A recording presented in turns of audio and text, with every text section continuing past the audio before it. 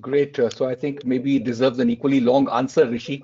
So, startups as well as more mature companies are part of a larger society and therefore in some ways do mirror the state of affairs in the larger society.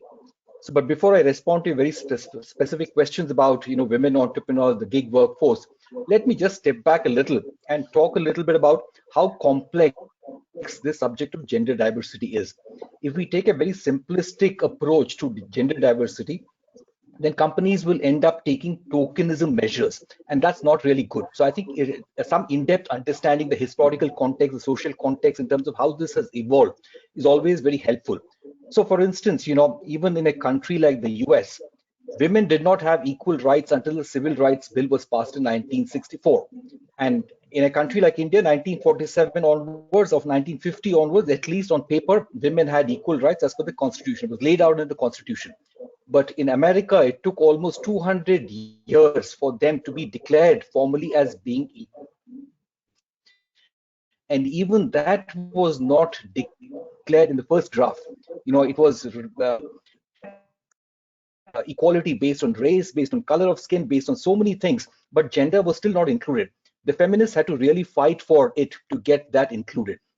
And before the Civil Rights Bill was passed, women found it impossible to get a credit card until their husband signed off that, they are entitled to a credit card and they would back them up.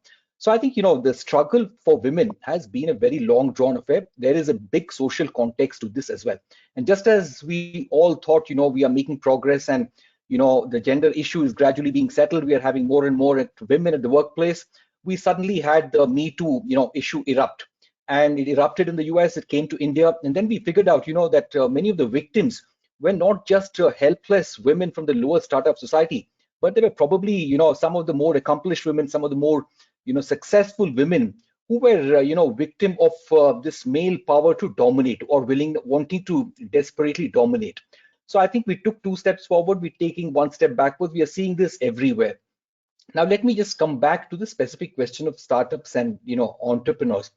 So I think this concept of gig work as representing the new age startups is not necessarily a complete picture, because like every other industry, even the new age startups include all kinds of workforce. There are people who are doing deliveries, and people who are doing deliveries typically are on a gig model. Whereas there are several other people employed by startups. They could be working in warehouses if they're blue collar categories. They could be picking and packing orders.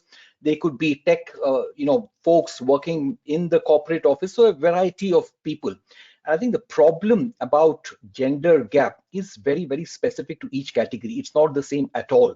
So for instance, when it comes to blue collar workers, the biggest problem we face is that the kind of background that women are recruited from are very different from the backgrounds that women folks in corporate offices are drawn from.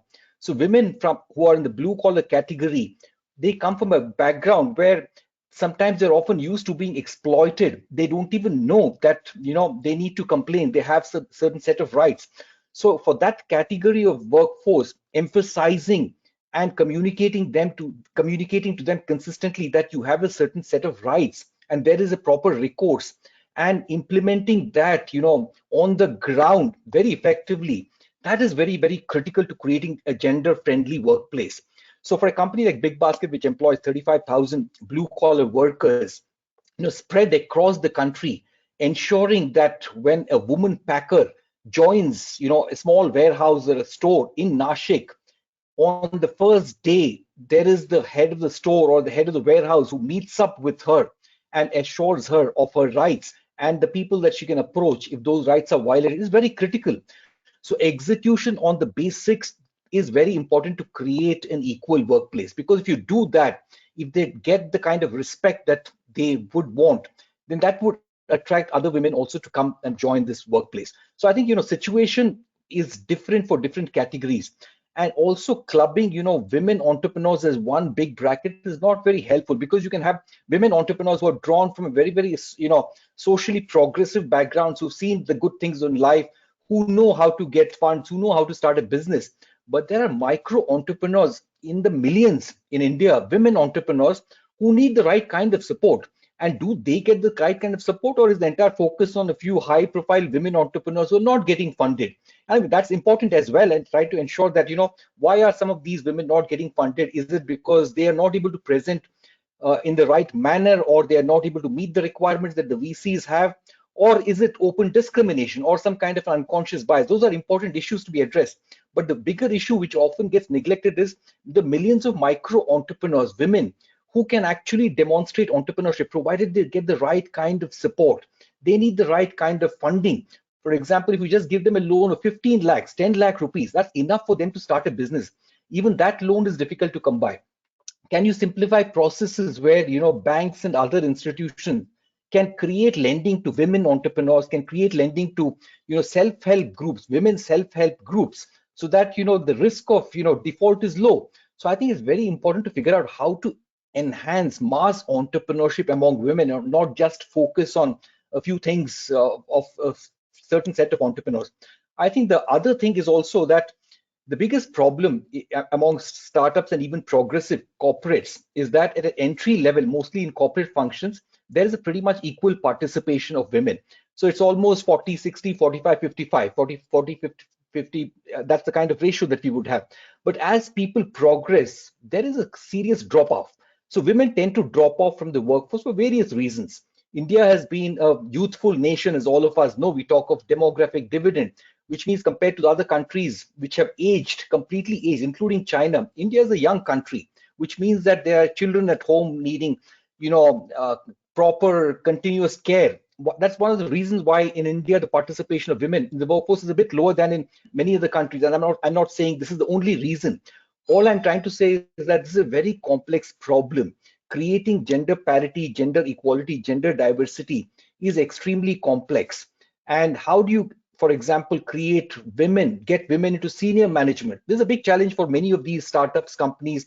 If you look at Bigbasket itself, in the entire management team of Bigbasket, there is not a single woman. So it's a problem that is for a company that I'm a part of. So it's not very easy, and these are difficult things. And coming back to your last sub question, which is about what individuals can do, what companies can do.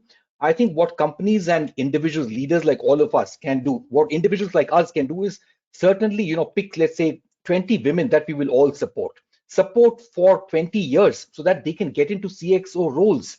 So handhold all of them, cheerlead them, coach them, teach them, mentor them, and do that at a personal level.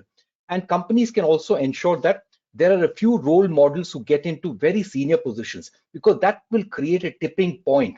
If you don't get women into CXO roles, whatever else you may do, I think those are all measures that will result in incremental improvement. I've always believed, in life, for organizations, for startups, a few strategic choices, few strategic decisions have disproportionate impact. And I think for companies, one strategic choice that they need to make is take some affirmative action. I know that this will create a divide. There are people who will always argue that merit trumps everything else. But I am a strong proponent. I can talk about it offline, which is, I think affirmative action is very, very critical to take when it comes to women leaders. And getting a few of them into CXO roles is absolutely essential if companies are to create role models and show progress. So I'll pause here.